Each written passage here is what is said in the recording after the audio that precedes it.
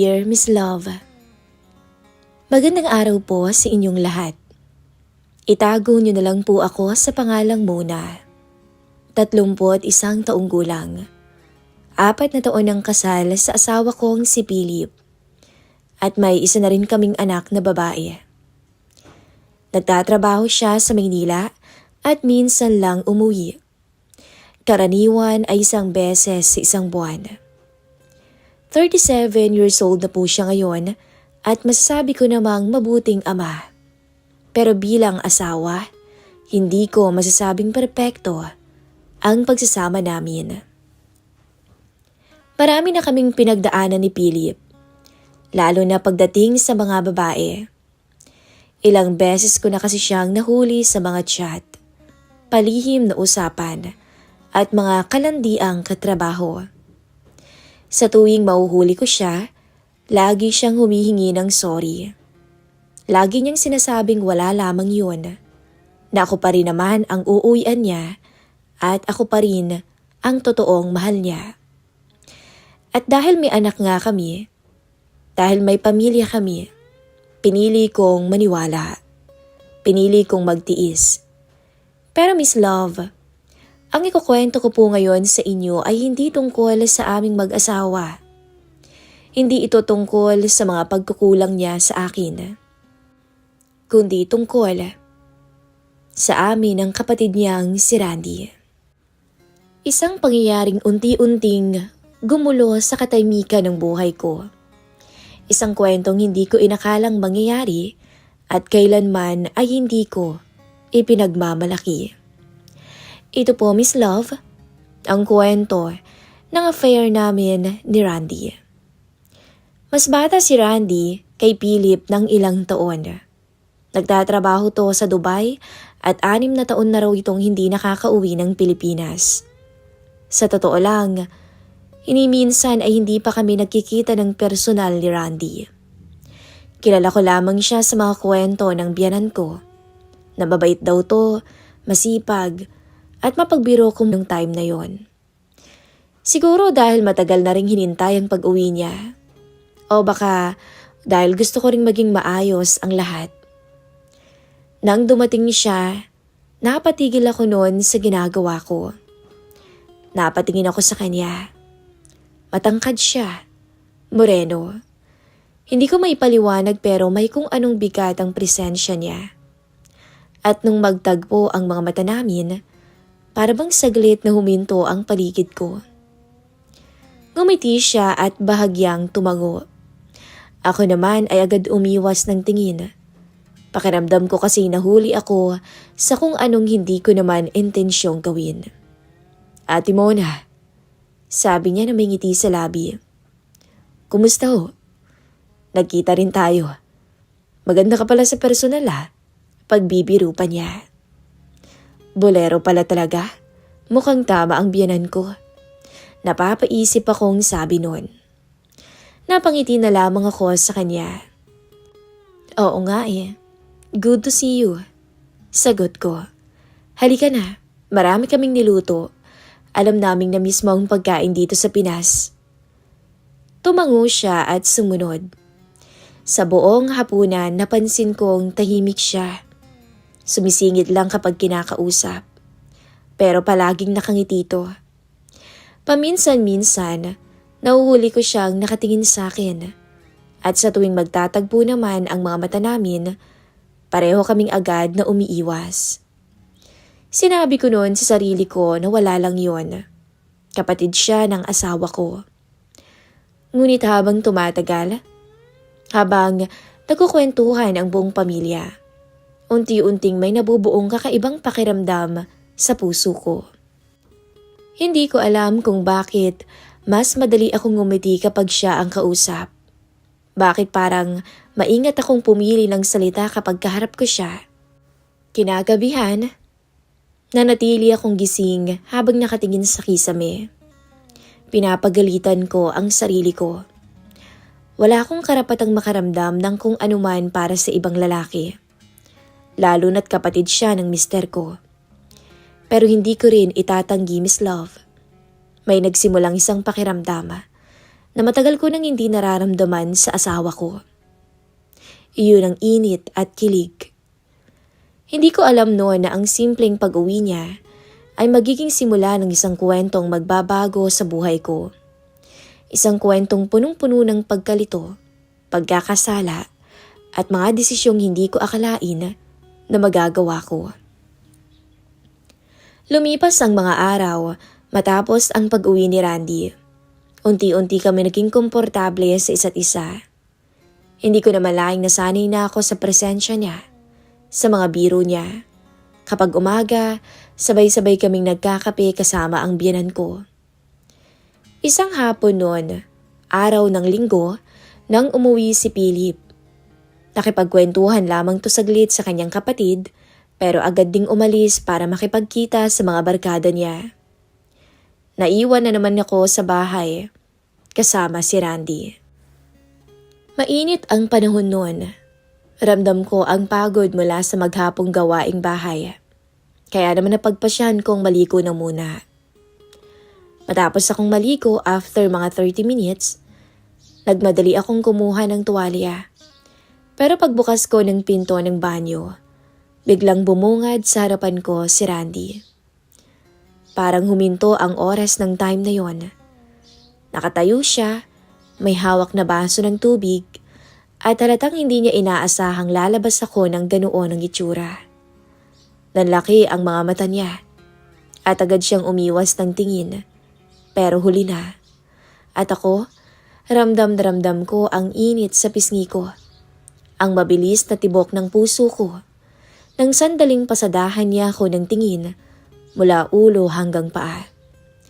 Lalo na nang huminto ang mga mata niya sa makikinis kong hita. Napakabigat ng pakiramdam ko nung mga sandaling yon. Ate Mona, pasensya ka na. Sabi niya na medyo nauutal pa. Ayos lang. Pasensya ka na rin. Akala ko kasi wala ka eh. Sagot ko na pilit kinakalma ang sarili kahit gusto ko nang maglaho ng time na yon. Mabilis akong pumasok sa kwarto at nagbihis. Paglabas ko, maayos na ang suot ko. Pero ramdam ko pa rin ang init at kakaibang tensyon sa hangin. Natahimik tuloy kaming dalawa sa sumunod na ilang minuto. Ngunit mula noon, Miss Love, may nagbago sa aming dalawa. Napansin kong madalas na siyang tumitingin sa akin. Hindi naman lantaran pero sapat para maramdaman ko. Kapag naglalakad ako sa kusina, kapag yumuyuko ako para pulutin ang nahuhulog, o kapag tatawa ako sa biro, nararamdaman ko ang mga mata niyang sumusunod. Sinasabi ko pa sa sarili ko noon na baka nag-iilusyon lang ako. Pero hindi ko maikakaila ang kaba sa dibdib ko tuwing nahuhuli ko siyang nakatingin sa akin. Madalas niya rin kasi akong biruin. Ate Mona, sabi niya minsan, sana talaga makahanap ako ng tulad mo. Tulad ko? Oo, yung maganda na, masarap pang magluto. Ayan ka na naman, puro ka talaga bola. Sagot ko nang natatawa. Totoo naman ang sinasabi ko eh. Ngumiti siya. Napailing na lamang ako at tinapik ang braso niya. Ang dami mong alam. Kung hindi nga ako nagkakamali, baka marami ka nang naging syota sa ibang bansa, no? Ang dami-dami kayong magagandang babae doon. Alam mo, Ate Mona, iba pa rin kaya ang Pinay Beauty. Mas nakakaakit yun.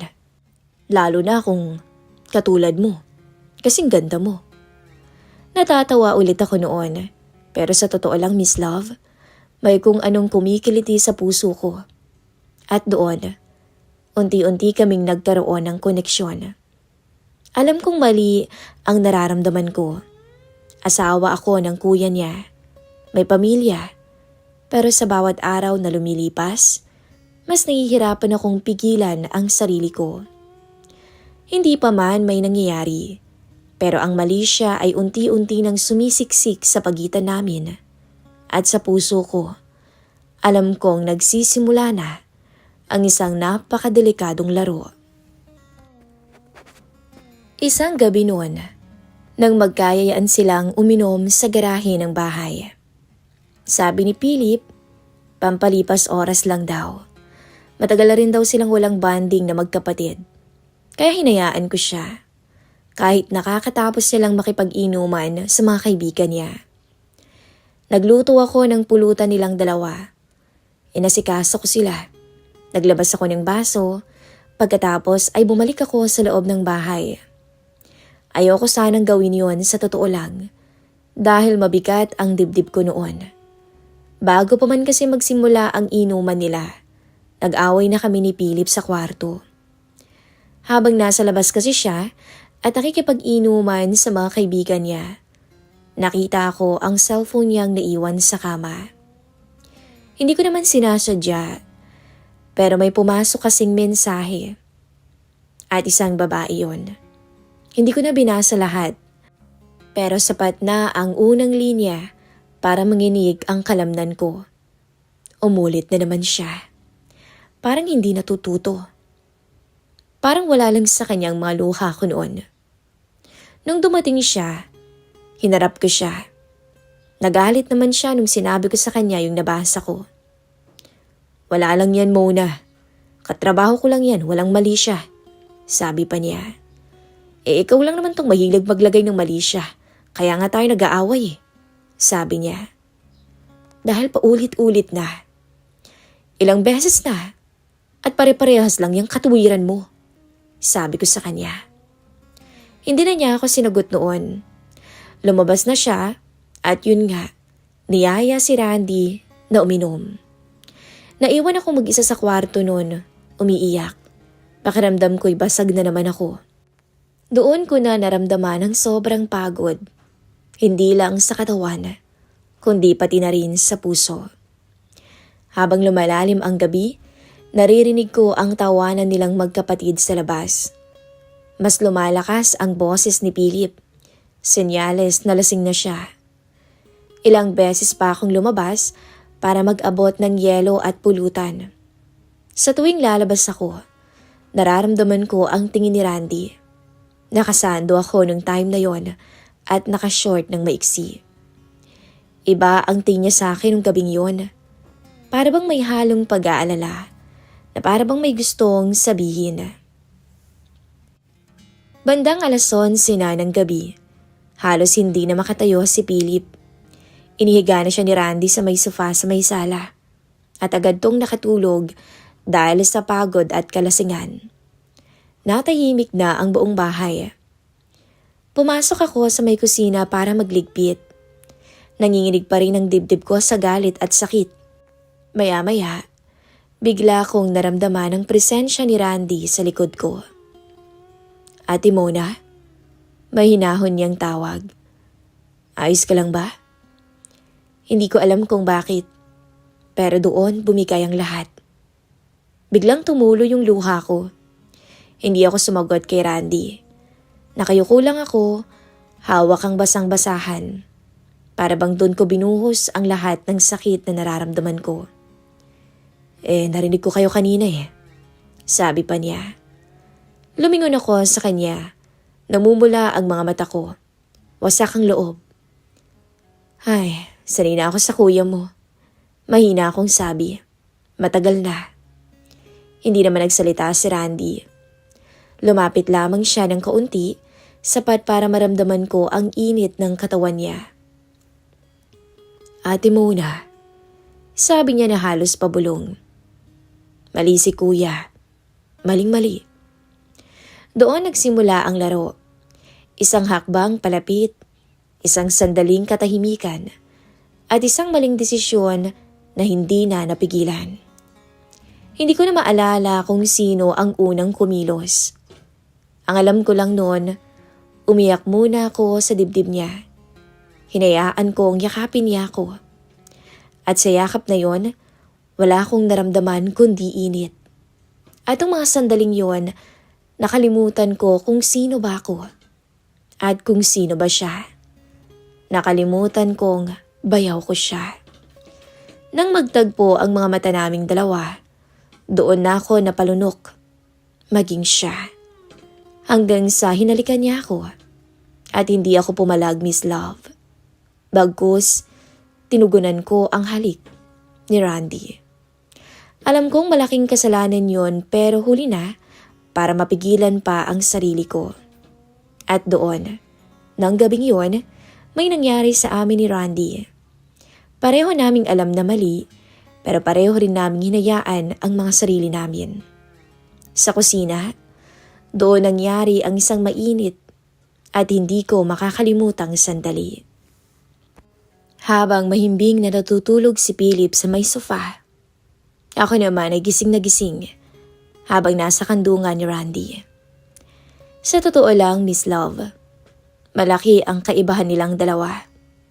Di hamak naman na mas nakahihigit pagdating sa kama si Randy. At doon ako lalong nabaliw.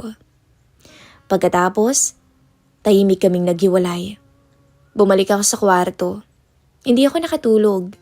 Sa bawat segundo, tinatanong ko ang sarili ko kung ano ba yung nagawa ko. Kinabukasan, maaga kaming nagising. Parang walang nangyari. Nagiiwasan kami ng tingin ni Randy. Si Philip naman, walang kaalam-alam. Bandang 5:00 ng hapon, nung bigla na naman siyang nagaya ulit ng inuman. "Isang bote lang," sabi niya kay Randy, "pampawala ng hangover." Napatigil pa ako. Bumalik sa akin ang lahat ng nangyari kagabi. Tumingin ako kay Randy. Saglit kaming nagkatitigan. Walang nagsalita sa amin pero malinaw ang takot at kaba sa mga mata namin. Kinabukasan, umalis na ulit ang asawa ko. Bumalik na ng Maynila.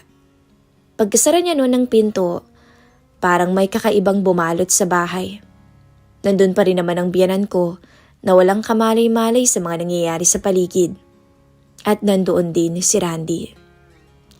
Sinabi namin sa isa't isa na isang beses lang yun. Naititigil na namin yun.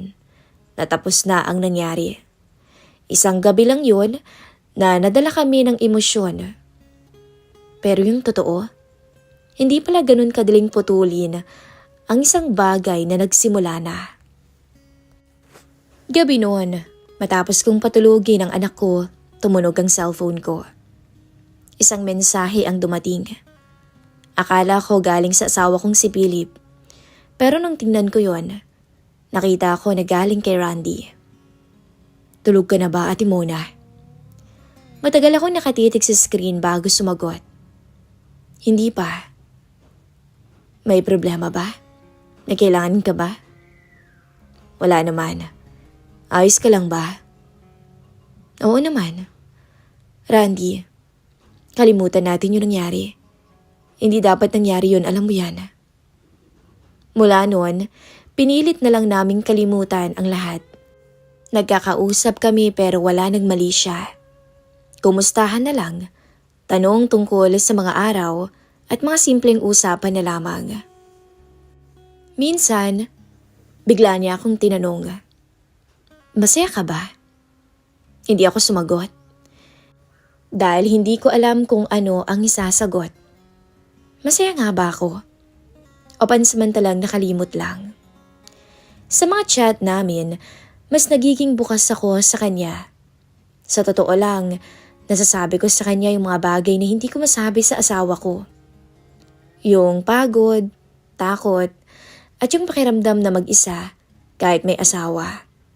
Si Randy, palagi akong pinapakinggan. Sa tuwing tatabi ako sa anak ko, naiisip ko kung anong klaseng ina ba ko. Sa tuwing gigising ako sa umaga, iniisip ko kung hanggang kailan naman kaya mangyayari to, yung ganitong buhay. Hanggang dumating ulit ang isang gabing kumatok siya sa pintuan ko. At sinabi niyang, "Pasensya ka na, pero namimiss na kita eh." Hindi ako nakapagsalita.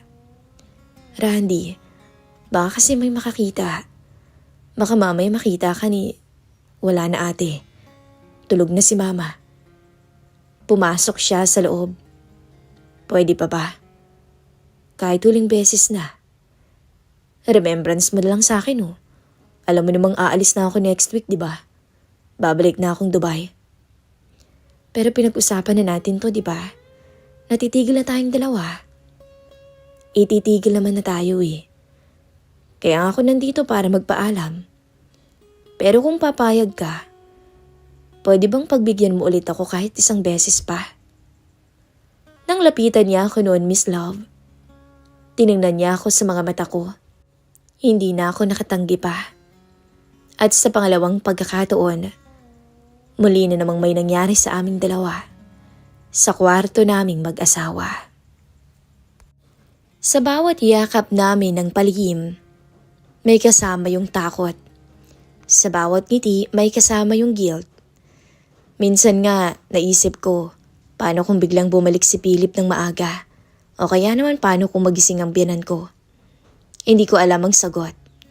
Ang alam ko lang noon, habang wala si Philip, habang malayo siya, habang tahimik ang bahay tuwing gabi, nagpatuloy ang isang ugnayang alam kong hindi dapat, pero pinili kong ituloy. Mabilis lumipas ang mga araw, Miss Love. Dumating ang araw na kailangan na ulit umalis ni Randy. Ang biyanan ko noon abala sa pag-aayos ng mga dadalhin niya. Si Randy, tahimik lamang sa isang sulok. At ako naman, pilit na kumikilos na parang normal lang ang lahat. Alam kong darating ang araw na to. Simula pa lang, malinaw na pansamantala lang ang lahat. May trabaho siyang kailangang balikan sa ibang bansa. At may buhay akong hindi ko pwedeng talikuran basta-basta. Pero kahit alam ko yun, masakit pa rin pala kapag nandyan na. Habang kumakain kami ng tanghalian, napansin kong ilang beses niya akong sinulyapan. Gusto kong magsalita, pero natatakot naman ako na kapag nagsimula ako, hindi na matatapos. Nung dumating ang sundo niya, nagpaalam na siya sa lahat. Yumakap siya sa biyanan ko, tumapik sa balikat ng ilang kamag-anak. At pagdating sa akin, saglit siyang huminto.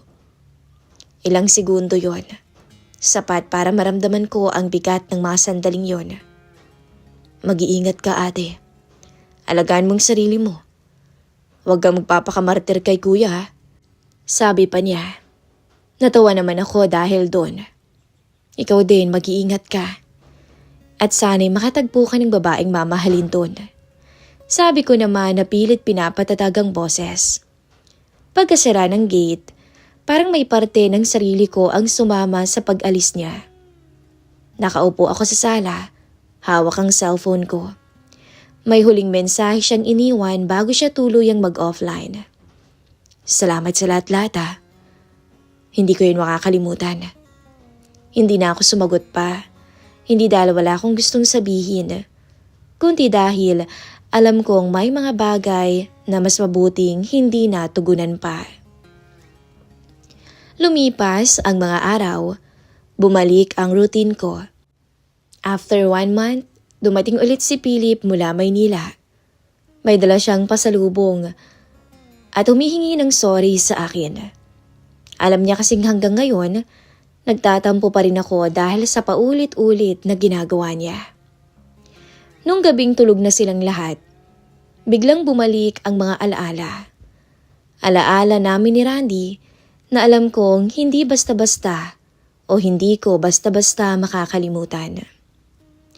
Miss Love, hindi ko pinagmamalaki ang ginawa ko. Hindi ko rin naman sinisisi ang kahit na sino. Ang sarili ko nga ang sinisisi ko dahil kahit alam kong mali, ay bumigay ako sa kapatid ng asawa ko. At alam kong habang buhay ko itong dadalhin bilang bahagi na ng pagkatao ko. Minsan tinatanong ko ang sarili ko kung nagkagusto nga ba ako kay Randy? O baka dahil dala lang ng hindi namin pagkakaintindihang mag-asawa, kaya ako nagawang pumatol sa kanya. Pero sabi nga, huli na ang lahat. Dahil nangyari na yon. Hindi na kami nagkausap pa ni Randy magmula nang umalis siya. Wala nang chat at wala na rin naman akong balita. At marahil, ganun talaga. May mga kwento na kailangang tapusin ng tahimik Walang closure na malinaw. Ngayon, sinusubukan kong ayusin ang sarili ko ulit. Sinusubukan kong maging mabuting ina. Sinusubukan kong intindihin ulit ang asawa ko. Hanggang ngayon, dala-dala ko pa rin ang alaala namin ni Randy. Pero pinipili kong magpatuloy dahil hindi pwedeng manatili ako sa isang sandaling tapos na. Si Randy ay nasa ibang bansa na. May sarili na ulit siyang mundo. At ako, kailangan ko ring ipagpatuloy ang sarili kong mundo. Ito po ang kwento ko, Miss Love. Maraming salamat po sa pag-share ng aking kwento ng buhay dito sa inyong channel. Muli, ako po si Mona.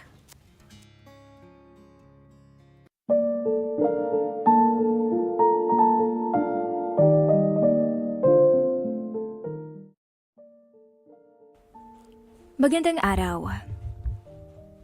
Ako pala si Jenny, 31 years old at isang teacher. 5 taon na akong nagtuturo sa elementarya. Kahit na nasa edad na 31, ay hindi mo mahahalata sa akin yun. Mukha pa rin akong nasa mga 20. 6 na taon na akong kasal sa aking asawa, ngunit hindi pa rin kami nagkakaanak. Malimit namin itong pinag-aawayan. Siguro dahil sa hindi ko maibigay ang gusto niya, kaya sa iba siya naghanap. Kung hindi rin lang dahil sa ginawa ng aking asawa, ay hindi sana hantong sa ganito ang nangyari sa akin. Pumatol ako sa taong may asawa na rin. Ang taong aking naging karelasyon ay itago na lamang natin sa pangalang Roland. 44 years old, isang janitor sa school namin. Mabait at palakaibigan at mapagbiro si Mang Roland, kaya madali akong napalagay sa kanya. Tuwing umaga, pag nagkikita kami sa paaralan, ay lagi siyang bumabati at ang mga biro niya ay bentang-benta naman sa akin. Good morning po, ma'am. Mas lalo na naman yata akong gaganahang magtrabaho niyan ngayong araw. Makita ko lang ang maganda niyong mukha eh. Biro sa akin ni Manong Roland. Palabiro po talaga kayo, Mang Roland. Sige po at papasok na ako sabi ko at napapailing na lang sa biro niya. Minsan ay hindi ko maiwasang maikumpara siya sa aking mister. Bugnutin at mainitin ang ulo ng aking asawa. Tahimik ang ugali. Taliwas talaga to sa ugali ni Roland, na mapagbiro at masayang kasama. Noong unang taon ng pagsasama namin ng aking asawa, ay talaga namang sobrang maalaga siya sa akin. Kahit pagod siya galing trabaho, ay hindi siya nakakalimot na ipagluto ako ng paborito kong pagkain. Han, ba't ka naman nagluluto? Kaya ko naman, tsaka pagod ka galing trabaho. Mamaya magjo-duty na naman kayo. Wika ko sa asawa ko. Okay lang, Han. Alam mo naman magiging busy na ako sa susunod na araw. Hindi na rin kita maipagluluto. Malambing niyang sabi. Hanggang sa paunti-unti nga, ay hindi na niya nagagawa ang mga bagay na yun. Dahil na rin sa naging sobrang abala siya sa trabaho. Han, wala ka ng time sa akin. Puro trabaho mo na lang ang inaatupag mo. Nakabusangot na ani ko rito. Jenny, alam mo naman ang uri ng trabaho ko, di ba? Pero, pareho naman tayong may trabaho. Pero ako, ginagawa ko naman yung makakaya ko na makapaglaan ng oras para sa atin. Angal ko sa kanya. Jenny, pwede ba? Intindihin mo na lang yung trabaho ko. Pwede ba yun? Saad niya. Naging kahati ko sa kanyang atensyon ang kanyang trabaho. Noong una ay palagi namin tong pinag-aawayan. Hanggang sa naging normal na sa akin na may kahati ako sa kanya. Ngunit ang hindi ko inaasahan ay may iba pa pala akong kahati bukod sa kanyang trabaho. Anniversary naming mag-asawa ng araw na iyon. Plinano naming dalawa na pumunta sa dagat upang doon sana i-celebrate ang anniversary namin. Matamis ang ngiti ko ng araw na yun. Dadalaw sana ako sa kanyang pinagtatrabahuhan. Masusurpresa talaga siya sa akin. Dadalawin ko siya ngayon sa trabaho. Nakangiting ani ko. Abala siya sa kanyang trabaho. Kaya masaya ako na mapaglalaanan niya ng oras ang espesyal na araw namin. Ngunit hindi ko inakala na ako pala yung masusurpresa. Na masasaksiyan ko ang kanyang pangangaliwa sa akin. Hindi ko siya kinumpronta agad dahil iniisip kong baka mali lang yung nakita ko. Na baka kamag-anak niya lang yung babaeng humalik sa pisngi niya. Bata pa kasi yung babae. Pero nang akmang lalapitan ko na sana sila, ay nadurog ako sa aking nakita. Hinalikan nung babae yung asawa ko. Wala silang paki kung may makakita sa kanilang dalawa. Sakto naman nun na walang masyadong taong tumadaan, kaya maaari nilang gawin ang mga bagay na immoral. Nabato ako sa kinatatayuan. Hindi ako makapaniwala sa masasaksiyan ko. Alam kong may pagkukulang ako bilang asawa na hindi ko maibigay ang hinihingi niyang anak. Ngunit tama nga bang sa iba niya hanapin yun? Han, happy anniversary. Sorry, ngayon lang ako nakauwi. Busy sa opisina eh. Marami kasing mga complaints galing iba't ibang barangay. May pagod sa boses na bati nito sa akin. Hindi ako umimik. Huwag ka nang magtampo. Babawi ako sa susunod. Malambing na ani nito. Hindi ko pa rin to pinansin. Ilang minuto lang ang lumipas, narinig ko na ang mahimbing nitong pagtulog. Kinabukasan, wala sa sariling nagtungo ako sa trabaho. Habang naglalakad sa paaralan, nadaanan ko pa ang tindahan na nagbebenta ng alak. Bumili muna ako ng isang bote. Gulong-gulo kasing utak ko ng mga panahong yun. Nilulong ko ang sarili ko sa alak. Bago nagtungo sa klase, ay dumaan muna ako sa palikuran upang ayusin ang sarili ko. Alam kong bawal pumasok sa trabaho na uminom ng alak o amoy alak, lalo na sa klase ng trabaho ko bilang guro. Nang maayos ko ng sarili ko, ay lalabas na sana ako. Ngunit siya namang saktong pagdating ni Mang Roland, dala ang mga gamit na panglinis nito. Sorry po ma'am, akala ko wala nang gumagamit ng palikuran. Maglilinis na sana ako. Agad niyang hingi ng pasensya. Nang makita ko si Mang Roland, nalumbalik sa isip ko yung ginawa ng aking mister. Kung kaya niyang mangaliwa, kaya ko rin yung gawin. Dala ng medyo nakainom, ay nagawa ko ang bagay na hindi dapat. Hindi ako nakapagpigil. Hinalikan ko si Mang Roland nang hindi na nag-iisip. Teka ma'am, mali ho yata to. Tsaka amoy alak po kayo. Mabuti pa ho ay... Hindi ko na siya pinatapos na magsalita. Sinuyo ko siya ng halik na may kasamang gigil.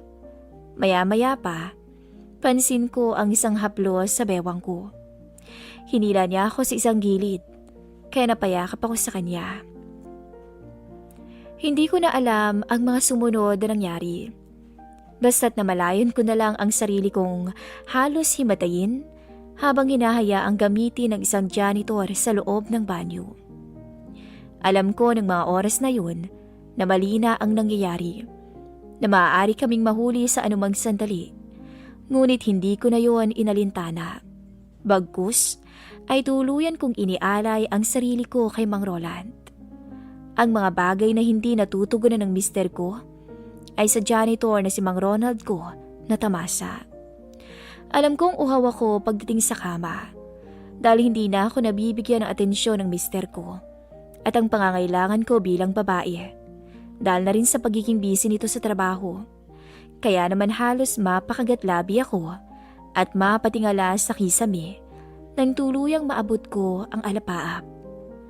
Maya-maya, natauhan ako bigla nang mapansin kong ang mga damit ko'y gulong-gulo at gusot-gusot. At may mga bakas tanda ng kapangasan namin. Nakadantay sa akin si Roland. Mabigat ang bawat paghinga. Nagulat ako nang mapansin ang mga mumunti niyang mga halik sa aking leeg. Agad ko siyang naitulak. Nagulat siya ngunit natauhan rin ang makitang itsura naming dalawa. Hindi ko sinasadyang nangyari. Kanda utal-utal niyang paliwanag sa akin. Kasalanan ko. Sorry, may problema lang sa bahay at hindi ko natapos ang sasabihin ko nang makarinig ako ng mga yapak ng paa. Akala ko tutuloy sila, ngunit ang pihitin nila ang pintuan ay nakalak yun. Sino ba namang naglak ng CR? Kanina pa ako nasi-CR eh. Ani ng isa. Sa kabila na lang tayo. Rinig ko pang bulungan nila. Maya-maya pa, narinig ko ang mga yapak nilang papalayo na. Agad kong inayos ang damit ko. Huminga ako ng malalim at humarap sa kanya. Mang Roland, ang nangyari sa atin. Pwede po bang sa ating dalawa na lamang yun? Tanong ko sa kanya. Tangulang ang naitugon niya nang magsimula akong maglakad papalayo doon. Matapos ang araw na yun, nakonsensya ako sa ginawa ko. Habang tumatagal, ay halos hindi na rin umuuwi ng bahay ang asawa ko. Nang minsan, ay sinundan ko to sa kanyang pupuntahan.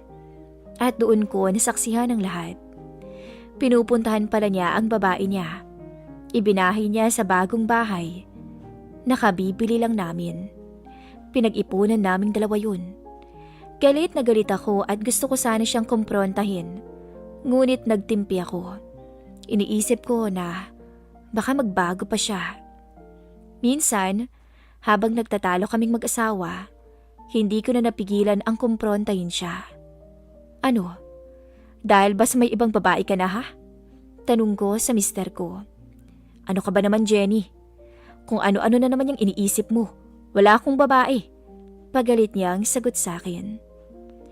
Hindi ko alam ang mararamdaman ko. May parte sa akin na nagdadalawang isip dahil nagkasala rin naman ako sa kanya noong araw na nalaman kong may iba siya. Isang linggo ang lumipas. Hindi ko pa rin kinikibo ang aking mister. Dahil na rin siguro sa konsensya, ay napagpasya niyang suyuin ako. Kinausap ko siya sa mga nalaman ko doon. Baka sa mukha niya ang gulat at hindi siya makatingin sa akin ng diretsyo. Yung araw ng anniversary natin. May kahalikan kang babae. Paano may papaliwanag sa akin yun? Tanong ko sa kanya. Wala. Huwag mo akong gawa ng istorya. Napatigil siya sa pagsasalita nang sampalin ko siya sa pisngi. Wala. Nakita ko. Kitang-kita ng dalawang mata ko. Sagot ko sa kanya. Sorry Han, hindi ko naman sinasadya eh. Pinutol ko ang sasabihin niya. Hindi siya makatingin sa akin ng diretsyo at pautal-utal pa akong magsalita. Sana'y ito na ang huli. Ayokong maging dahilan yon ang paghiwalay natin. Paalisin mo siya sa bahay na pinag-iipunan natin. Ayokong gamitin yun sa kalokohan. May kalmadong ani ko. Pangako, hindi na kita ulit lolokohin, Han. Agad niya akong niyakap matapos niyang sabihin ang mga katagang yun. Nangako siya na iyon na ang huli, na hindi na niya ako ulit lolokohin pa. Pinanghawakan ko ang naging pangako niya at kahit pa nagawa niya akong lokohin, ay pinatawad ko pa rin siya dahil ayokong mabuwag ang pamilyang binuo namin. Alam kong kahit na may lamat na ang relasyon naming mag-asawa, masakit man ay hindi ko siya kayang iwanan. Mahal ko ang asawa ko at hindi ko maitatapon basta-basta ang mga panahong pinagsamahan naming dalawa bilang mag-asawa. Matapos ang pag-uusap naming dalawa, napag-isip-isip ko na kausapin na rin si Roland about sa nangyari sa amin. Pagkatapos ng klase, ay pinapunta ko siya ng opisina. Walang tao doon. 5:30 na kasi ng hapong yun. Sinadya ko talagang wala ng tao dahil ayokong marinig ng iba ang magiging pag-uusap namin. Matapos ang namagitan sa amin no ni Roland, ay naging ilag ako sa kanya. Ayoko siyang harapin dahil parang bumabalik sa aking alaala ang nangyari sa amin at hindi ko alam kung tama bang nararamdaman ko. Pero parang nais ko ulit maulit ang namagitan sa aming dalawa. Alam kong kasalanan yun, ngunit unti-unti ay parang weirdo ang nagiging pakiramdam ko. Para sa janitor, parang may nagbago sa akin. Napansin ko rin na parati ko siyang naiisip, na hinahayaan akong pagsawaan. Sinabi ko kay Roland na kung maaari ay sa aming dalawa na lang ang lahat, na walang ibang makakaalam, at sinabi ko rin sa kanya na kalimutan na lamang yun dahil isang pagkakamali ang nangyari sa amin. Hindi siya umimik. Ang inakala ko ay sumasang-ayon rin siya sa aking desisyon. Akala ko ay magiging okay na ang lahat sa aming mag-asawa. 2 buwan ang nakalipas mula nang mag-usap kami at nangako sa akin ang aking mister na iyon na ang huli. Nakikita ko naman sa kanya na handa niyang ayusin ang lahat sa amin. Sa 2 buwan na iyon, naging maasikaso siya. Napaglalaanan niya na rin ako ng atensyon. Parang bumalik kami nung unang taon ng pagsasama namin. Isang araw, habang nasa trabaho ako, inaya ako ng mga kapwa ko guro na sumama sa selebrasyon ng kaarawan ng isa sa mga katrabaho namin. Hindi ako nakapagpaalam sa aking asawa. Biglaan kasi ang pag-imbita nila. Nagtungo kami sa isang restaurant. Karap ng restaurant ay yun, ang isang low-class na hotel kung tawagin. Nagsalo-salo kaming magkakatrabaho. Nag-uusap sa mga estudyanteng tinuturuan namin, maging sa mga personal naming mga buhay. Tiningnan ko ang relong nasa kamay ko at pasado 8:00 na ng gabi, baka hinahanap na ako ng aking asawa. Una na ako baka hinahanap na ako ng mister ko eh. Paalam ko sa kanila. Sige Jenny, hanggang sa susunod ulit mag-iingat ka pa uwi. Sagot naman sa akin ni Michelle, ang birthday celebrant. Habang papalabas ng restaurant, nahagip ng paningin ko ang kabilang kanto. Sakto namang may papasok rin doon. Parang magjowa. Nakaakbay ang lalaki sa babaeng kasama nito. Isa sa walang bahala ko sana. Nang parang pamilyar sa akin, ang tindig ng lalaki. Hindi ko alam kung bakit ganoon na lang ang kutob ko rito. Pero muli, hindi ko yun pinansin. Sa isip ko ay nangako na sa akin ang asawa ko at pinangahawakan ko yun. Pero hindi mawala-wala ang maghinala ako. Umuwi ako sa bahay nang hindi mapakali. Wala doon ang asawa ko. Tiningnan ko ang cellphone kung nag-text ba siya at meron nga siyang sinabi. Hindi daw siya makakauwi dahil may kaso silang tinatrabaho. Sinubukan ko siyang tawagan, ngunit ring lang ng ring ang telepono niya. Walang sumasagot. Naghinala na ako. Sa 3 tawag ko ay sumagot na siya. Paos ang boses at halatang pagod. Han, ngayon ko lang nabasa yung text mo eh. Nasa trabaho ka ba ngayon? Tanong ko sa kanya. Oo Han eh. May inaasikaso kaming kaso. Baka madaling araw na ako makauwi. Sagot naman niya sa paos at pagod na boses. Teka, bakit ba paos ang boses mo? May sakit ka ba? Nag-aalala pang tanong ko dito. Habang nag-uusap kami, ay narinig kong may kumalampag sa kabilang linya.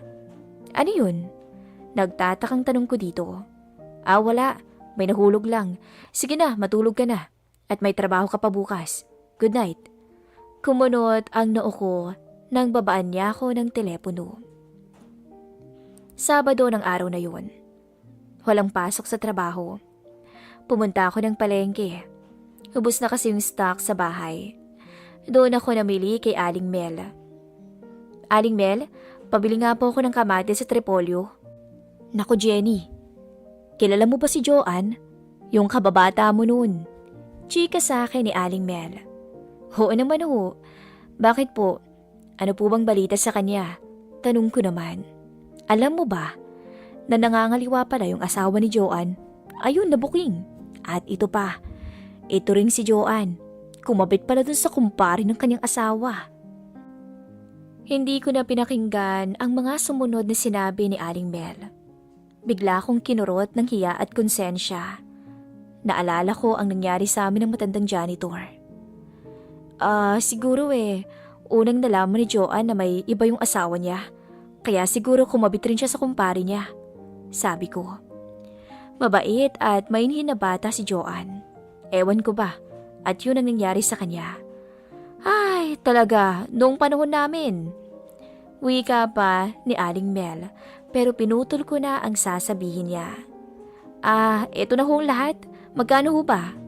Dali-dali kong sabi sa kanya.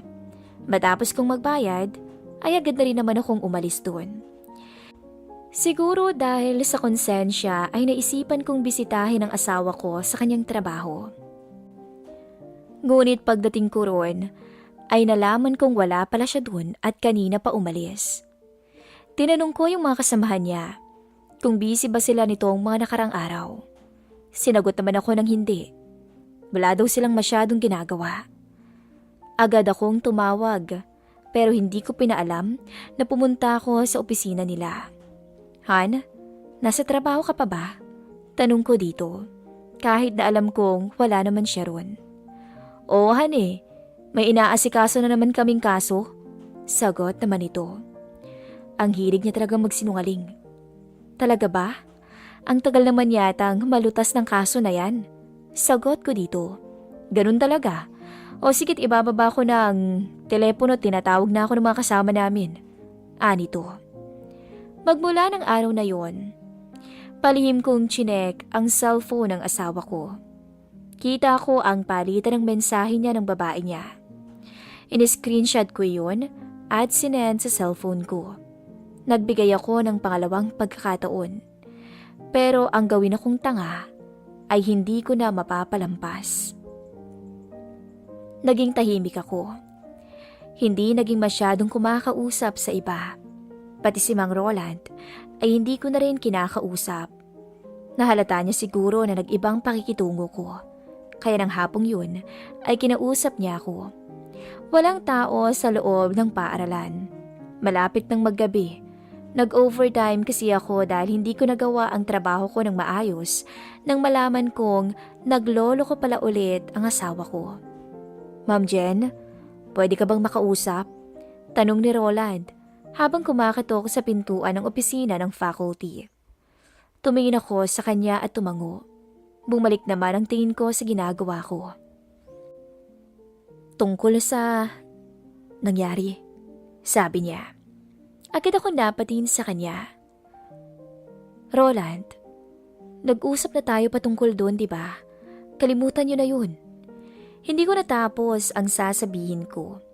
Nang humakbang siya papunta sa akin at sinuyo ako ng halik. Agad ko siyang tinulak. Baliw ka ba? Galit na turan ko sa kanya. Paano kung may makakita sa atin? Papalagpasin ko ang ginawa mo. Umalis ka na. Agad na naputol ang sasabihin ko. Nang yakapin naman niya ako ng mahigpit. Itinulak ko siya, ngunit agad niyang naipulupot sa akin ang kanyang mga braso. Hindi ako makawala. Alam mo bang ilang araw na kitang napapanaginipan? Ani ni Mang Roland at muli niya akong sinuyo sa labi. Alam ko na sa mga oras na yon ay hindi ko na siya mapipigilan. At alam ko rin sa sarili ko na unti-unti akong bumibigay, na hinahanap ko ang husay niya pagdating sa kama. Matapos nga lamang ang ilang sandali, ay nakayakap na rin ako kay Mang Roland, kagatlabi at halos himatayin sa isang sulok kung saan anumang oras ay pwede kaming mahuli. Iba si Roland. Para siyang makina na walang kapagurang binibigay ang nararapat para sa akin. Ang pangangailangan ko na umabot sa limitasyon na sa kanya ko lamang nakamit. Baliw ako ng mga sandaling yun. Ang botones ng aking uniforme ay nakakalas at ang isang binti ko ay nakaangat dahil sa aming nakaw na sandali. Mali yun. Alam ko. Pero litong-lito na ako. Alam kong may nagbago sa akin mula nang may nangyari sa amin ni Mang Roland. Hindi ko dapat hinayaan na may mangyari ulit sa amin. Ngunit, heto, ginusto ko. Hindi ako makapaniwala na muli kong inialay sa kanya ang aking sarili. Isa akong teacher na pumapatol sa isang janitor. Hindi na dapat mangyari ulit to sa atin. Wika ako matapos ang ilang katahimikan. Nakukonsensya ka ba dahil sa asawa mo? Niloloko ka lang niya, ma'am. Anito. Ngunit agad akong kumalas sa pagkakayakap ko dito. Wala kang pakialam kung niloloko niya ako. Problema na naming mag-asawa yun. Angal ko dito at agad na inayos ang damit. Anong tingin mo sa akin, Jenny? Anito. At mga hawakan ako sa braso nang umiwas ako. Kung ano man ang nangyari sa atin. Hanggang dun lang yun. May anak at asawa ka, Roland. Sana isipin mo yun. Umuwi ka na sa asawa mo at uuwi rin ako sa asawa ko. Saad ko dito at kinuha ang mga gamit na nagkalat sa mesa. Kinuha ko ang bag ko at naglakad na papaalis sa pintuan. Matapos ang pangyayaring iyon ay hindi na kami ulit nagkausap ni Roland. Kahit na magkasalubong kami ay hindi na kami nagpapansinan. Alam ko ang pakiramdam na lokohin at kinakaliwa ng asawa. Ayokong makasira ng pamilya, lalo na at may anak sila na sobrang bata pa. Kaya kahit na may lamat na ang pagsasama naming mag-asawa, ay pilit ko pa rin tong binubuo. Dahil iyon ang sinumpaan namin sa mata ng Diyos at sa simbahan. Sagrado ang kasal. Ngunit, pag dumating ka na pala sa puntong pagod ka na, siguro pwede mo nang pakawalan ang taong yun. Humantong ako sa desisyong hiwalayan na ang asawa ko. Kasi kahit patawarin ko siya ulit, ay maaari niya pa rin gawin yun. Kung ang isang tao ay gustong magbago, magbabago talaga yan nang walang ibang magsasabi sa kanya. Kusa niya iyong gagawin. Maghiwalay na tayo. Hindi ko na kayang sitwasyon natin. Sabi ko sa mister ko. Han, mapag-uusapan naman natin to, di ba? Tsaka, kahit na nagawa ko naman ang mga bagay na yun, alam mo namang sa'yo pa rin ako babalik. Ikaw ang asawa ko. Anito sa tinuran ko. Napangiti ako ng mapait. Oo, tanggap kong nagloloko ka. Pero ang lokohin mo ko ng paulit-ulit, hindi ko matanggap. Pinagbigyan na kita nung una. Alam mo, hindi itong pinangarap kong maging pamilya. Saad ko sa kanya. Pagod na ako sa ganito, ang umintindi at maghabol.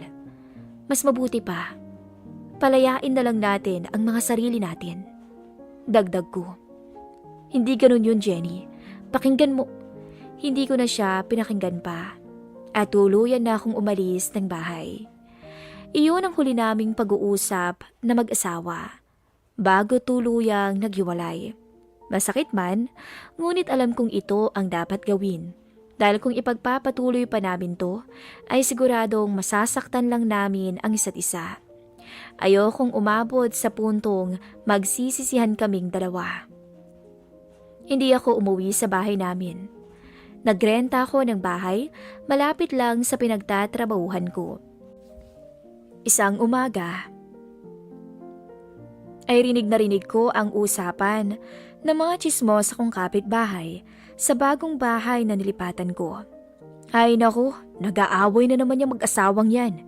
Ani ng isa. Baka may kabit yang sira. Natutop nito ang bibig at bigla silang nagtawanan. Napailing ako. Buhay tsismosa nga naman, hilig makaisyoso sa buhay ng iba. Tanaw ko mula sa pangalawang bahagi ng bahay ang mga batang nasa lansangan at ang mga asong nakakalat lang sa tabing daan. Napadako ang tingin ko sa may ibaba. Rinig ko ang ingay ng pag-aaway ng mag-asawa. Nang may lumabas mula rito, nagulat ako nang makita ko si Roland na lumabas sa pintuang yun. Habang nasa pintuan naman nakatanaw ang kanyang asawa, dala-dala ang bunso nilang anak na wala pa yatang 1 taon. Roland! Tawag pa ng asawa niya. Ngunit nanatiling naglalakad na lang si Roland na waring walang naririnig. May luhang pumatak mula sa mga mata ng asawa niya. Hindi ko kayang tumingin ng diretso rito. Iniwas ko ang paningin ko at umalis sa pagkakadungaw sa bintana. Sobrang konsensya ang naramdaman ko nung masandaling yun. Nakita ko ang pagluha ng asawa ni Roland at parang nakikita ko sa kanya ang sarili ko. 2 buwan ang lumipas mula nang maghiwalay kami ng asawa ko. Nakitaan ko ng sintomas ang sarili ko ng pagbubuntis. Sobrang saya ko nun. Dahil sa wakas ay mayroon na akong matatawag na anak. Ang tagal ko tong pinangarap. Akala ko ako ang may problema. Hindi pala. Alam ko na si Mang Roland ang ama ng anak ko. Ngunit hindi ko to ipapakilala sa kanya. Palalakihin ko ang anak ko ng mag-isa at puno ng pagmamahal. Inalagaan ko ang aking sarili habang nasa sinapupunan ko pa lang siya. Hindi pa rin ako makapaniwala na magiging isa na akong nanay. Nag-resign ako sa trabaho. Nagulat pa ang mga kasamahan ko nang malaman nilang nag-resign na ako. "Jenny, bakit ka naman magre-resign?" Tanong ng isa sa mga kasamahan ko. "Sayang naman at maaari ka na sanang ma-promote." Dagdag pa nito. "May problema lang akong inaayos. Babalik lang ako sa aming probinsya. Siguro doon na rin ako magtuturo." Sagot ko. Gaya ng sabi ko, umuwi ako sa amin. Doon sa probinsya. Hindi alam ng mga magulang ko na hiwalay na kami ng asawa ko. Kaya kinagulat nila ang pagdating ko doon. "Oh, napauwi ka? Nasaan ang asawa mo? Bakit mag-isa ka lang?" Tanong sa akin ni Mama. "Hiwalay na kami." Sagot ko dito at mapait akong napangiti. Hindi ko pinaalam sa kanila ang nangyari sa aming mag-asawa at sinabi kong napagdesisyonan naming dalawang maghiwalay na. Alam ko at ramdam ko na alam nilang may tinatago ako, pero hindi na nila inusisa pa. Mabuti na lamang at kahit na ganito ang nangyari sa buhay ko, ay hindi ako pinabayaan ng pamilya ko. Sinuportahan nila ako sa aking pagkakadapa. May naipon naman akong pera mula sa pagiging teacher ko at naibenta na rin ang bahay na binili naming mag-asawa, kaya may pondo ako para magnegosyo. Sa ngayon ay umuunlad ang negosyong naipundar ko at bumalik na rin ako sa pagtuturo. Noong nakaraang taon ay pinanganak ko ang aking anak na pinangalanan kong Christine. Mag-1-year-old siya ngayong taon. Nagpapasalamat pa rin ako na kahit hindi man naging maganda ang takbo ng buhay ko sa aking asawa at sa nagawa kong kasalanan, nabiyayaan naman ako ng anak. Wala na akong balita sa dati kong asawa at maging kay Mang Roland. Sa ngayon, ang anak ko ang pinaguhugutan ko ng lakas at inspirasyong magpatuloy sa buhay. Salamat po pala sa pakikinig sa aking kwento. Hanggang dito na lang, Jenny.